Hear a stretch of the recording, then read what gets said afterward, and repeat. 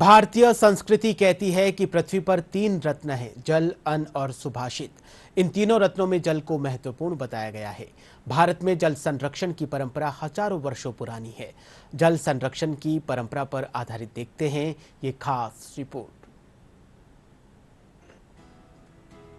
प्राचीन वेदों और पुराणों में जल विज्ञान के महत्वपूर्ण संदर्भ मिलते हैं। प्राचीन भारत में वाष्पीकरण, संघनन, मेघ निर्माण, वर्षा और उसके पूर्वानुमान को भली भांति समझा जाता था। भारतीय जलवायु, मिट्टी की प्रकृति और अन्य भौगोलिक विविधताओं को ध्यान में रखते हुए वर्षा जल, नदी नालों, झरनों और भूजल संसाधनों के विकास और प्रबंधन के क्षेत्र में उल्लेखनीय प्रगति की गई थी। भारत में पारंपरिक जल संरक्षण की तकनीकों का एक समृद्ध इतिहास रहा है। आज हम आपको चित्तौड़गढ़ के किले में जल संग्रहण के बारे में बताएंगे कि मध्ययुगीन भारत में किलों जैसी विशाल संरचनाओं के निर्माण में जल विज्ञान का किस प्रकार उपयोग किया गया था। यह दर्शाता है कि उस समय के लोग जल प्रबंधन तकनीकों से भली भांति परिचित थे। मध्ययुगीन किलों से जल संचयन और प्रबंधन विज्ञान के बारे में बहुत सी जानकारियां प्राप्त होती हैं। इन किलों ने मानव बस्तियों को आश्रय प्रदान किया, क्योंकि इनमें प्रभावी जल भंडारण प्रणाली मौजूद थी। चित्तौड़गढ़ का किला पूर्वी सीमा पर अरावली पहाड़ियों में स्थित है, जो थार रेगिस्तान से सटा हुआ है। यह विशाल अंडाकार पहाड़ी के शिखर पर बना हुआ है, जिसकी ऊंचाई लगभग 152 मीटर है। यह किला पूरे शहर को सुरक्षा और आश्रय प्रदान करता है।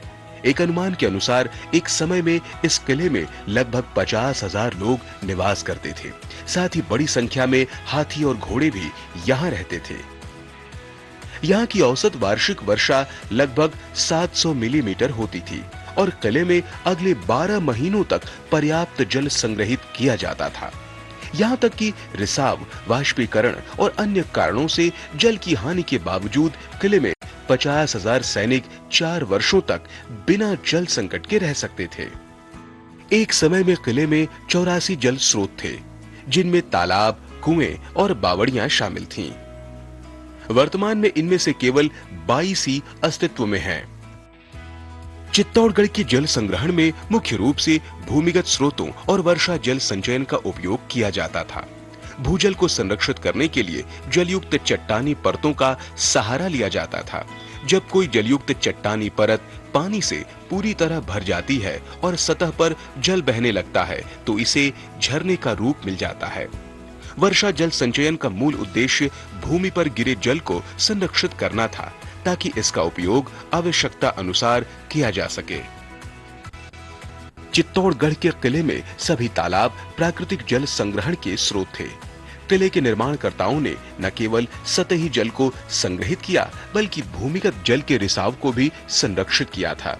तालाबों के नीचे कुंड और बावड़ियां बनाई गईं, ताकि बाद में होने वाला जल रिसाव बर्बाद न हो। किले का लगभग 40% क्षेत्र जल स्रोतों से घिरा था, जो 500 हेक्टेयर से अधिक भूमि में फैला था। जलाशयों की औसत गहराई लगभग 2 मीटर थी। यदि सभी जलाशयों की कुल क्षमता की गणना की जाए, तो यह लगभग 4 अरब लीटर जल भंडारण करने में सक्षम थे। इससे स्पष्ट होता है कि उस समय जल प्रबंधन पर विशेष ध्यान दिया जाता था।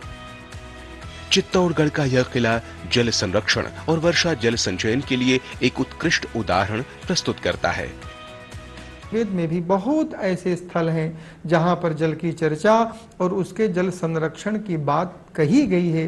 इसीलिए तो सृष्टि के आदि में जल का तात्पर्य यह है कि ज का अर्थ है सृष्टि का आदि और लय।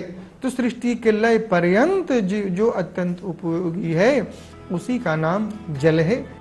यह भारतीय ज्ञान, वास्तुकला, जल विज्ञान को दर्शाता है। जलस्य रक्षणम नूनम भवतु, जल संरक्षणम अनिवार्यम, विना जलम तु सर्वम ही नश्येत, दाहम कष्टम करोति दूरम। अर्थात जल संरक्षण अवश्य करें।